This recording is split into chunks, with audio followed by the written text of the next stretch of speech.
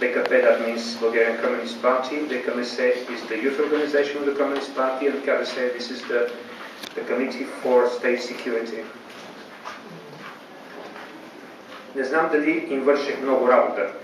Не бях много активен във всеки случай. Никога не търсех нарочни контакти. Информацията, която давах, изглеждаше толкова безобидна. Едва по-късно започнах да осъзнавам, че това, което върши, се е чисто доносничество. Тогава срещите се разредиха, но нямах сили да откажа да се срещаме повече. Обикновено се виждахме в някоя празна зала в университета. Завърших академията, влязах в казармата, прехвърлиха ме на друг човек и тук бях убеден, че защитавам Българската народна армия, строителни войски.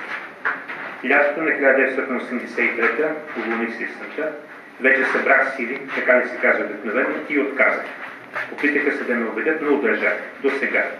Малко да се каже, че са угризения. Прости ми, човече.